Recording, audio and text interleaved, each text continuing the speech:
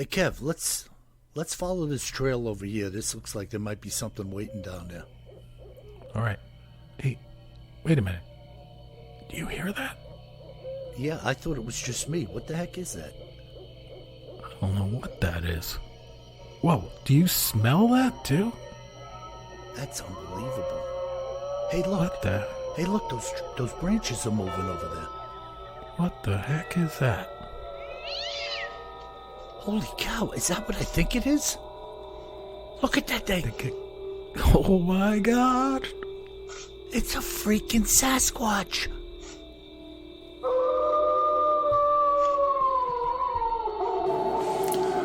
Welcome to the Bigfoot Terror in the Woods Sightings and Encounters podcast. I am your host, W.J. Sheehan. Hello, everyone, and welcome once again to our show. My name is W.J. Sheehan, author of the series Bigfoot Terror in the Woods Sightings and Encounters. 9 volumes to date, available at Amazon in paperback, ebook, and Kindle formats. And volumes 1 through 8 are in audio format, available at Audible, iTunes, and Amazon as well. So please reach out, buy a copy or two, and show your support for what we're doing here. And now, may I introduce you to my brother and co-host, KJ Sheehan. Kev, how are you? I'm doing all right. How about you, Bill? Okay, Kev, and for the listeners, I'm back at the studio. I'm a couple of sessions into recording Volume 9 as an audio book, and I've also begun Volume 10 in paperback. But all these things take quite a bit of time, I can assure you. Very cool. Good to be back in the studio, I'm sure. Yeah, it's fun, and I like Bill, too. It's a good time to see him. He's the sound engineer. Paradiddle Studios in Huntington, New York. So a little shout out for Bill Herman. And it's just kind of good to get back at it, you know. But like I tell the people, this stuff takes a lot of time, folks. And that's why I ask for a show of support. You can't believe how much time and effort goes into creating these projects. And anyways, that's it, man. Very cool. Very cool. Well, we have some beautiful weather here in North Carolina. It's nice and fall day with all of the leaves fully in color. I think this weekend must be the peak weekend, at least where I am in Raleigh, North Carolina. Yeah, it sounds good. I got the same here. It's in the 60s, going up to the 70s today. And the guy was saying on the news this morning, I always like to just tip in on the weather. And he said, we're going to break the record is 70 degrees for here this day, and we're going to be in the 70s. Wow, that's pretty good. Yeah, so, you know, I love it, man. Bring on the Indian summer. Very good, you know, very good. I have to say something as we get going here today. You know, I was having a conversation with one of our listeners the other day, and we got onto the subject of the burial mounds around the United States. And this fella is a Cherokee, and we were talking about the locations of them and who did them, and he was pretty knowledgeable about the mounds, but I don't really want to talk about them. But it was in the course of speaking about the mounds that we started to talk about the different tribes around the country going way back. And he made an interesting point that a lot of these tribes had no knowledge of each other's existence. You know, for instance, Kev, we had like the Iroquois here up in the Northeast. Right. And the point we were making together was that the Iroquois didn't know, like, the Lakotas or tribes in northern Canada. And yet they all share in the belief and the speak about the hairy man. Right. So it wasn't like they were sharing superstition or I don't know what other word to describe it as other than superstition about certain things. They all had records of the hairy man of the woods, and of course in the Pacific Northwest they had the name Sasquatch, and what other names may be, I'm uncertain of that. But it's interesting how, to us anyway, in our conversation, it wasn't a shared knowledge that was just passed along around North America. Evidently, they all had experiences with the same creature and a respect for it in different ways. Yeah, I guess if they weren't adjacent to one another or nearly adjacent to one another in terms of their tribal lands, they probably didn't know about one another. Yeah, and that's what we were talking about. Did they know? Especially early on. Like later on, when things were a little more organized than that. I assume they got more organized with time, but that's a big assumption on my part. Perhaps they were always super organized, but I would imagine like they would get together also as like kind of friendly governing bodies, also to talk to one another. Yeah, yeah. No, we could be totally wrong. Especially after the Europeans showed up, right? You know. Yeah, I was just saying we could be totally wrong in our presumptiveness. I actually don't know. Yeah, maybe they did take long journeys across the country and meet up with other people and share in their wisdom and understanding, in some way. But anyways, we were just kicking it around, and I said, yeah, it's just another mystery to the legend and lore of Bigfoot. I always said, with the totems and whatnot, where you had the face of this obviously some type of giant ape creature or man, why would you have that on a totem pole where you have an eagle and a salmon and an elk, all legitimate creatures? Why would you just plug this thing in? Yeah, all flesh and blood creatures. Right, and then you put this mystery creature in there. It just doesn't make sense, No. So, anyways, let's get on with this show, bro. Cool. So what do you have in our Cryptids in the News and Other Oddities segment today? Yeah, we're going to go down the path of some creepy folklore, and that includes an account from the last 20 years as well. Really? Very recent.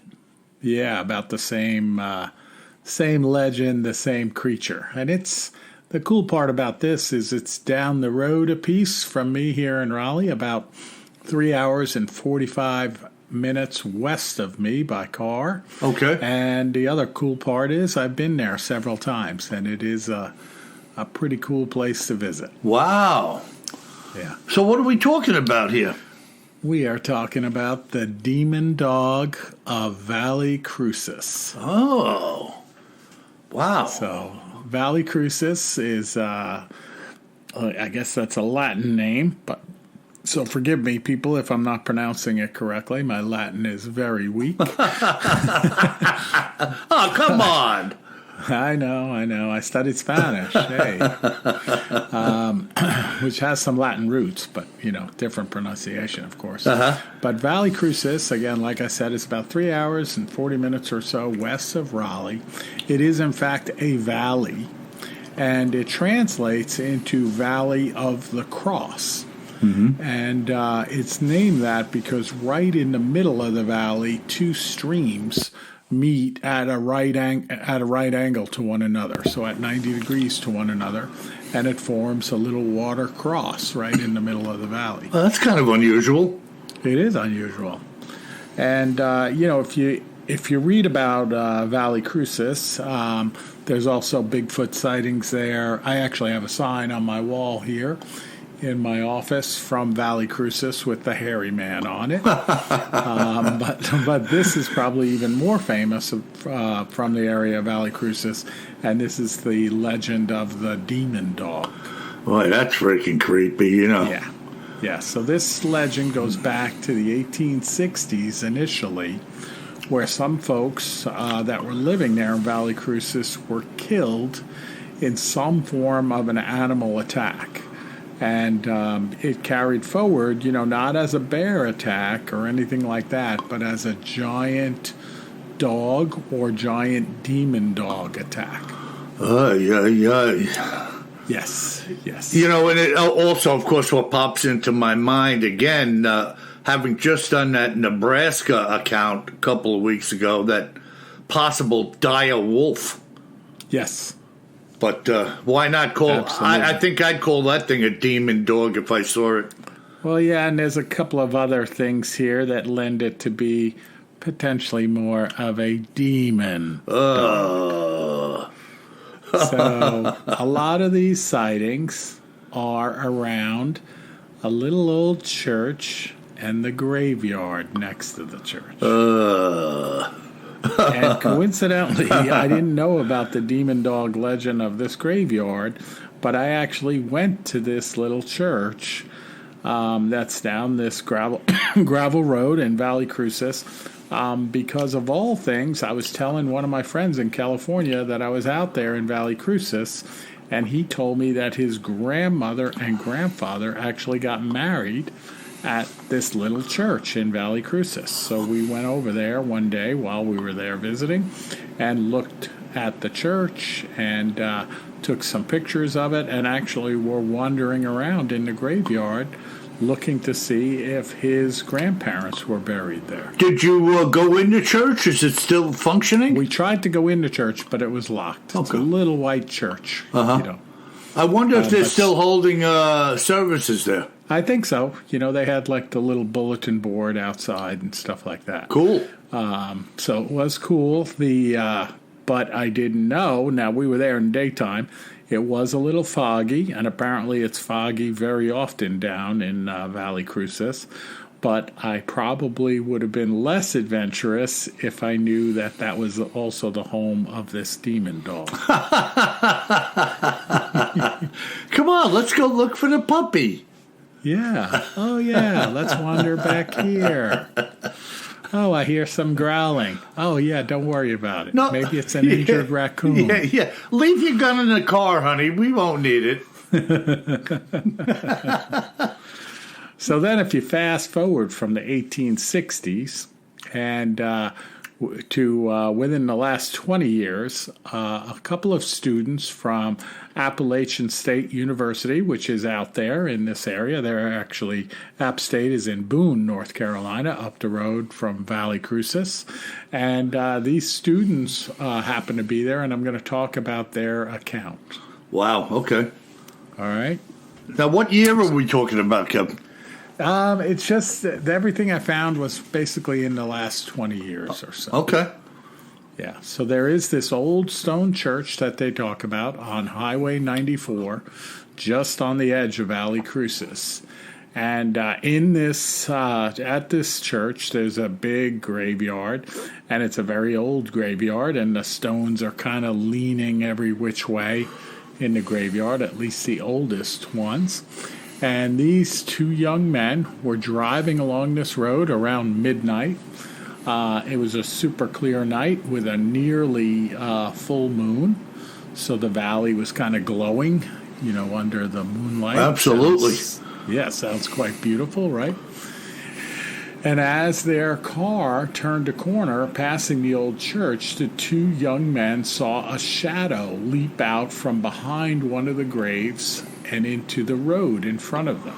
Oh, boy. Yeah, we've seen this before. The leaping shadow. Yes.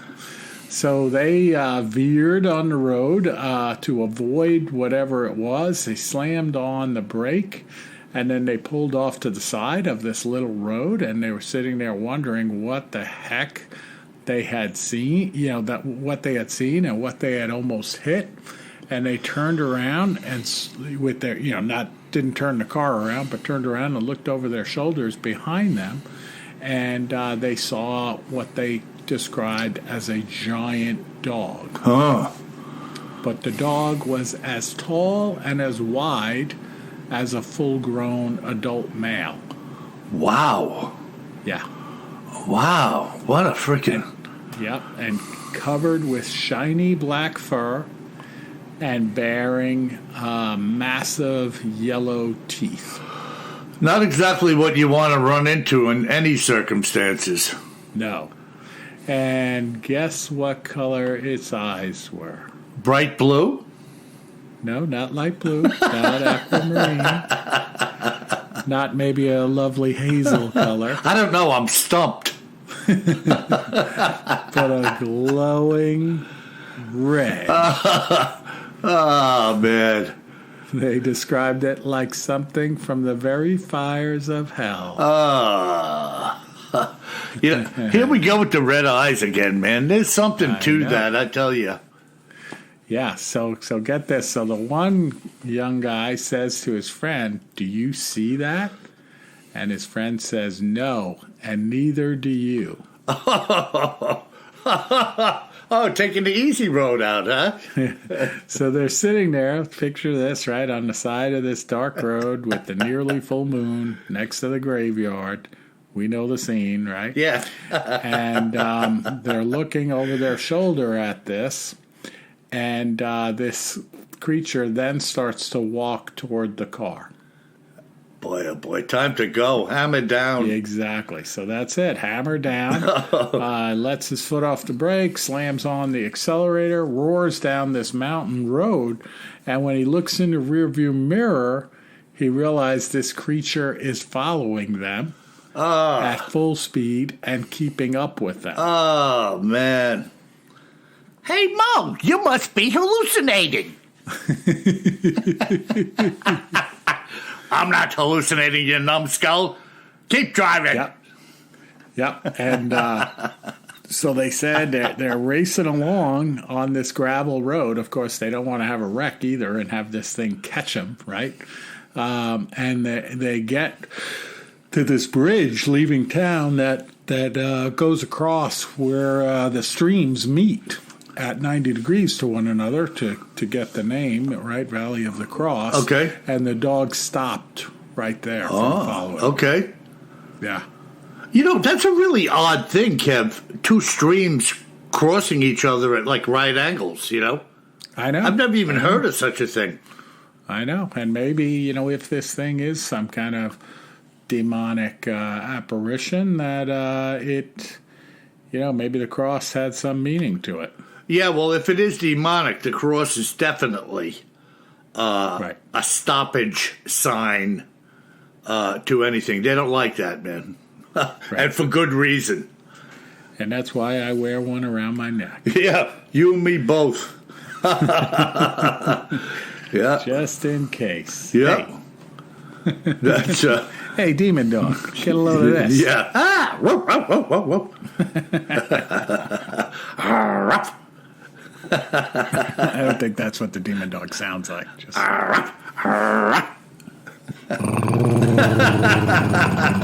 Something more vicious? Maybe. Oh, my God. The demon dogs, man. The demon dog of Valle Crucis. I can't even comprehend in my mind encountering something like that. I mean, you want to talk about freaking out. There is no way you can avoid, your hair standing up and trembling and whatever you want to attach to it. There's no way you can avoid that if you encountered something of that ilk. No, I'm with you. Oh, man alive, man. Just super creepy. Yeah, I don't know, man. There's really, and when I get into this account here, again, Kevin and I generally don't talk about what either of us are going to do.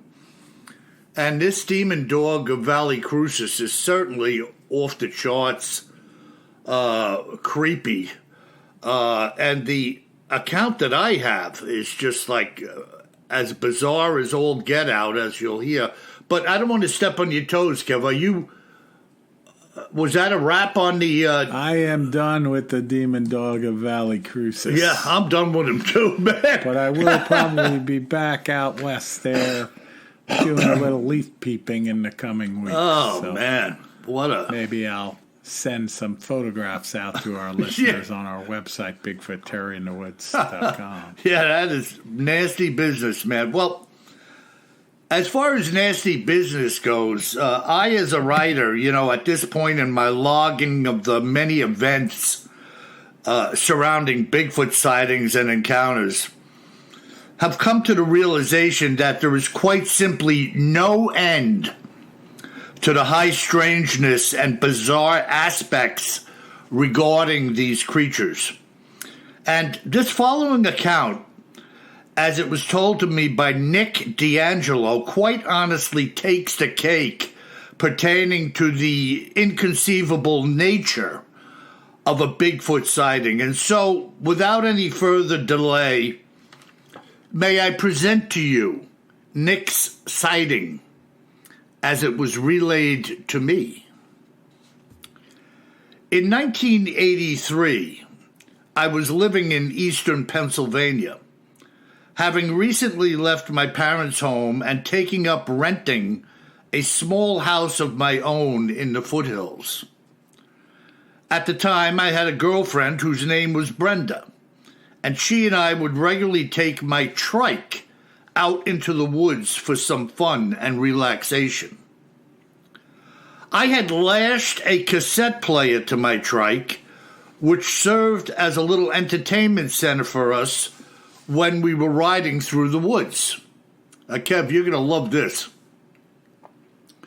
On this day, of which I am about to share with you, I had brought along a number of my Led Zeppelin tapes.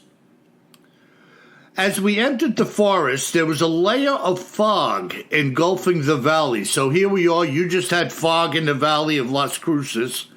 They're looking over this valley in Pennsylvania, and there's a layer of fog. Listening to a little Misty Mountain Hop. Yeah, that's freaking weird, right? So there was a layer of fog engulfing the valley, which had soon risen above as we rode up the trail. We had gained quite a bit of elevation to the point where we were now looking down on this foggy mass at a height of, say, 1,000 feet on the mountain. I had stopped the trike, and we sat there watching the sun rising in the east, with this thick layer of clouds remaining below us.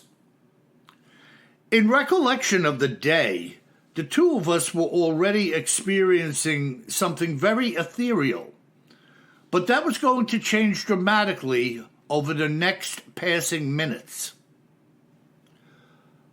For whatever reason, having sat in this location above the cloud for some 15 minutes or so, we decided we were going to travel back down into the fog before it started to dissipate. And that's when things began to get really weird.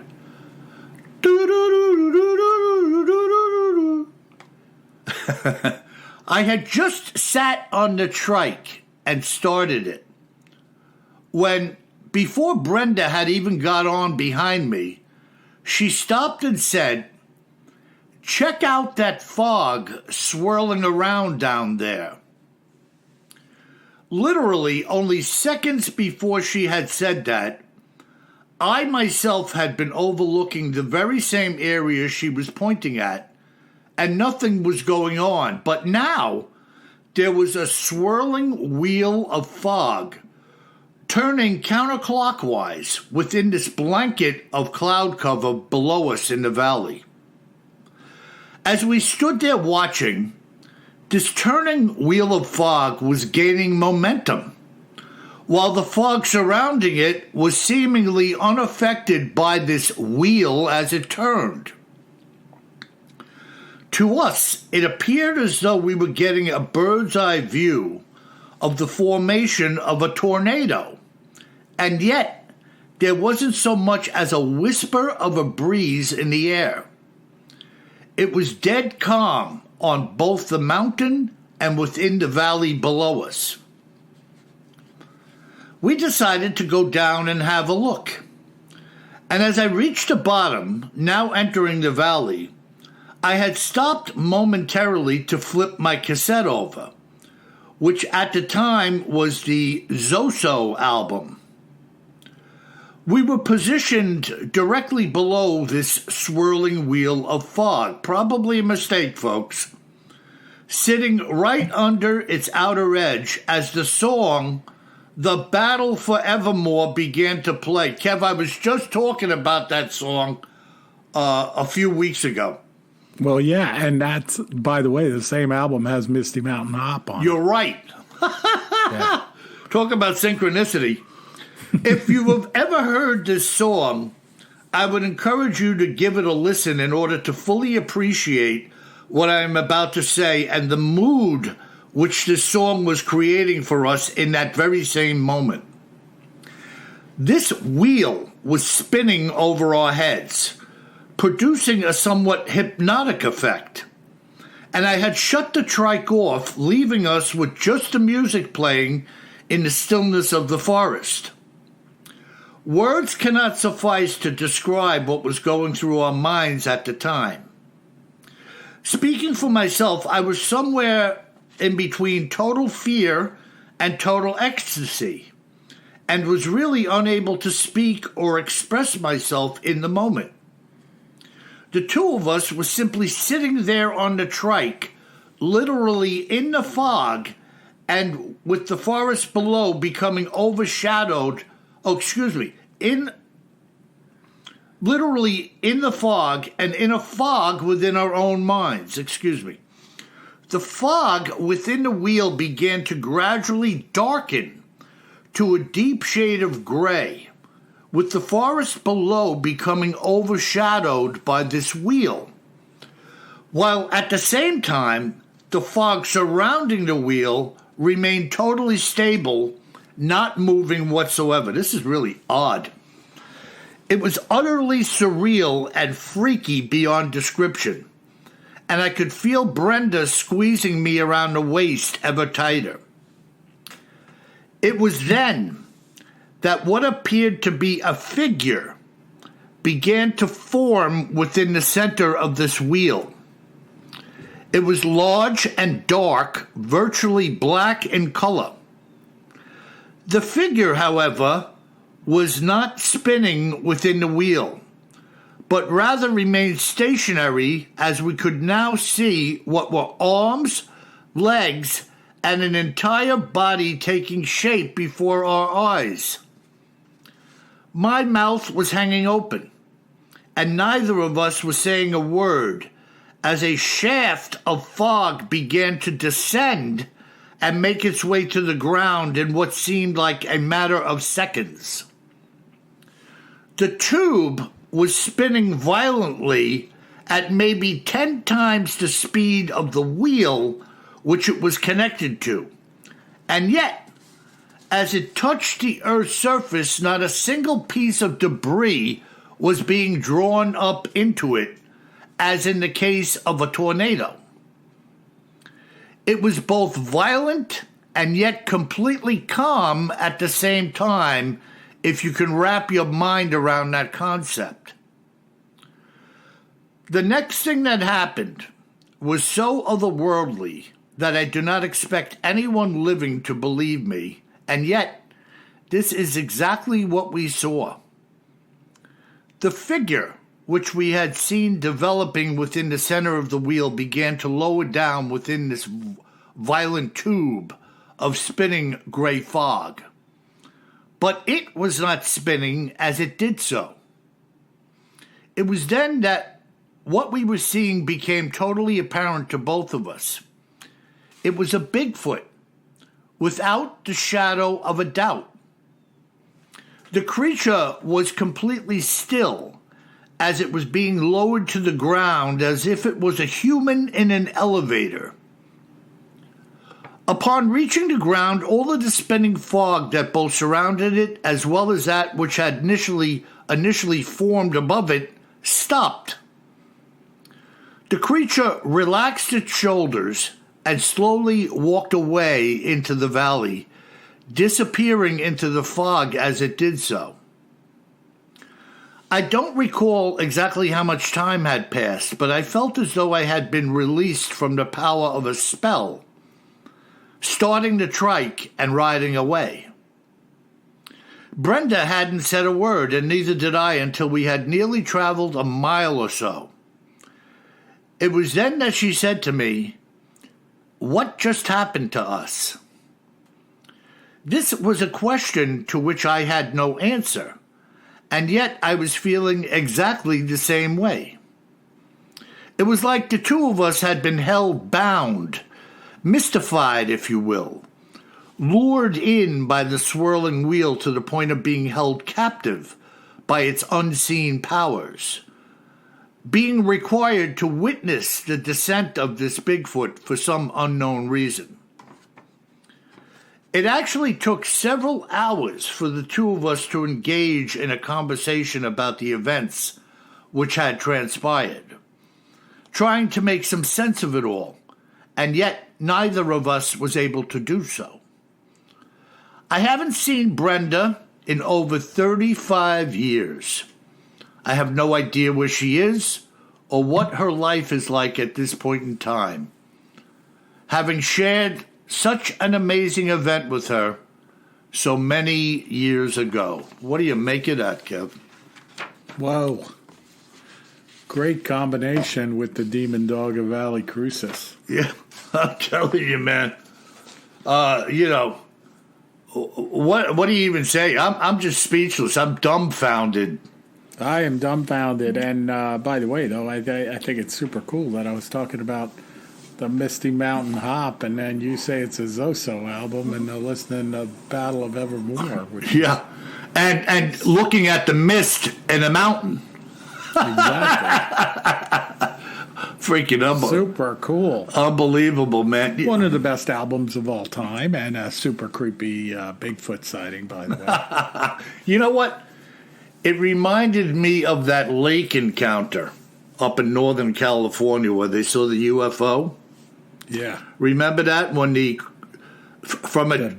beam came down and they saw a couple of things descending in that tube of light and then something ascending?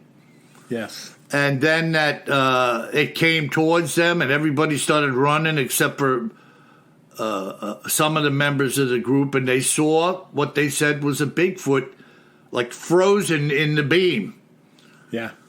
The tractor beam. Yeah, I don't know, man. It's just definitely some world-class high strangeness. Yeah, I don't know, man.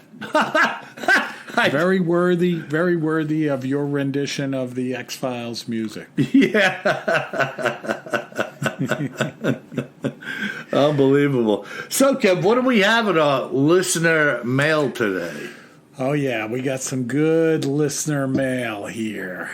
So, Lee, or Lay, Leigh, wrote in with a secondhand account of some black-eyed kids. Ugh. This is pretty good. Ugh. So she says, this account comes from an acquaintance of mine that I will call Steve.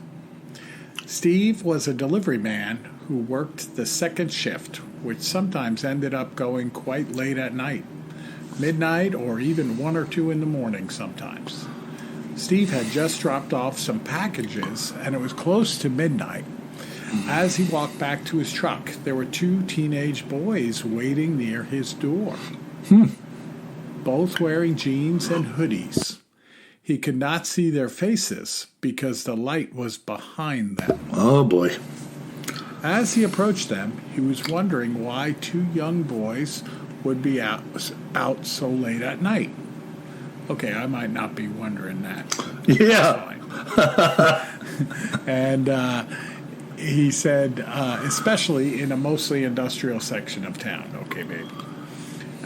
As he got near one of the boys, One of the boys said, "Can you help us?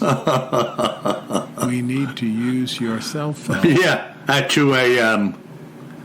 The second one said, "Yes, may we use your cell phone?" Steve said their voices were very monotone and kind of creepy. Yeah. He told them that he didn't have a cell phone on him, which was a lie, and said he needed to get back in his truck and get going as he was on the clock. The taller of the two said, "We are lost. Can you please give us a ride home?"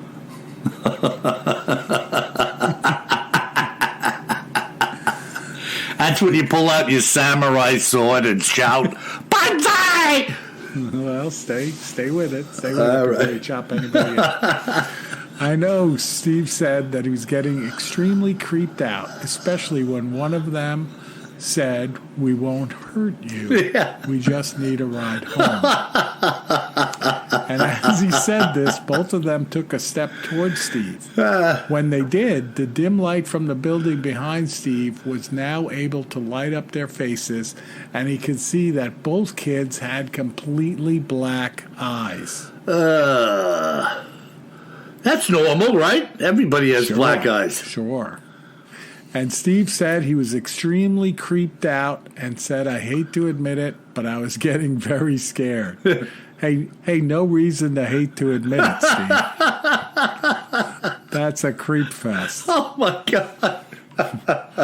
And now, because Steve works in some rather unpleasant neighborhoods, carrying some very valuable packages, he is actually licensed to carry a gun. Uh-huh. The gun he chose was a Glock 9, which he now pulled out and held by his side, but he did not point it at the kids. Suddenly, their whole demeanor changed completely. Both kids started yelling, "Whoa, man, chill out. We're just messing with you. Don't shoot." It turns out neither of these kids were black-eyed children. They were teenage punks trying to mess with somebody and get a good laugh out of it. So they must have had some knowledge of the black-eyed kids scenario. Just gutsy call by these kids, though. Yeah. Not a smart move. Yeah, imagine if he, look, man, you're playing with fire. This guy could have jumped him with a knife or grabbed a bat out of the car, or anything could have happened in those circumstances. Oh, yeah. And he may be justified, fearing for his own safety, Yeah, I don't know. Wow. I don't know if you're justified to do that with some creepy kids talking to you. I don't know. But I get it. I don't know, but that's how bad stuff happens, right? Oh, yeah, I'm sure it does. Yeah. But nothing to worry about. We won't hurt you. Yeah. We just want to use your telephone. Yeah. I'm glad it turned out not to be black-eyed kids. Oh, yeah. But he said when he looked at them, initially it must have been like an illusion that their eyes were black. Well, he's out in the dark, too, right? And then he apparently has heard the stories of the black-eyed children as well. Right. And I might be seeing some black eyes, too, if they started to ask me, "Can I use your telephone? Yeah. Can you please give us a ride home? We won't hurt you. Wow, man. We will just eat your brain." Wow. So that's a good one, Lee. Thank you so much. Yeah, double whammy on that one. Yeah. So the first email was from Lee. The second one is from Leanna. Huh. So it's the L week, apparently. Oh, man. Hello, Kevin and Bill. I love your podcast. It makes me feel like I'm sitting around with my father-in-law and his friends. For some reason, it's comforting to listen to you guys every week. You guys don't do anything fancy, but you do the podcast well. I can hear that you're genuine people, and I respect that. I'm sorry to hear about your wife, Bill. I believe I was around a Bigfoot while walking in the woods years ago. Maybe I'm thankful that I didn't see anything. I live in the hills and hollers of Indiana, near the Hoosier National Forest. Anyway, I love the intro of your podcast because it reminds me of Tales from the Crypt. My mother made me watch these shows when I was little. Keep up the good work. Nice mother.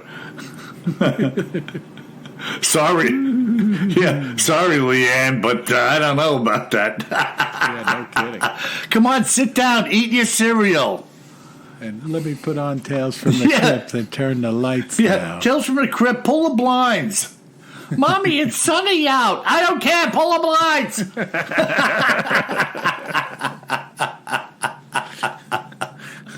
And let me turn the AC up so it's rather chilly and dank in here. Speaking of chilly,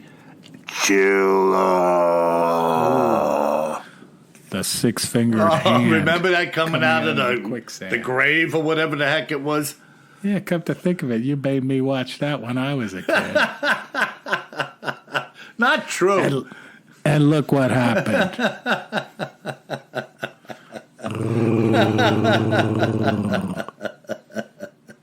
Oh, my goodness. All right, Patrick. Yeah, Patrick. From Western North Carolina writes in. Maybe he lives out in Valle Crucis. I don't know. He says, a new season of Unsolved Mysteries is out on Netflix. The second episode is of the Navajo Nation reservation sightings. Ah. They had a ranger division set up to investigate Bigfoot sightings. Shout out to Kevin. I live in North Carolina too, but I'm in the mountains. Love the podcast, guys. I've listened to every episode. Bill, so sorry for your loss. You are in my prayers. Amen to that, Patrick. Yeah, so Patrick, I have not watched the latest season, so I got to check that out. I was looking for something else to watch last night, so I will check out the Navajo Nation reservation sightings. Yeah, that might be a good lead-in to something interesting, Kim. No doubt about it. And I had seen somewhere a number of years ago, the reservations have their own policing. And I was listening to, I don't know if all of them do, this one that I was listening in on, this fella was doing investigations of sightings by people in the reservation. So, wow, these things are going on, and it's not.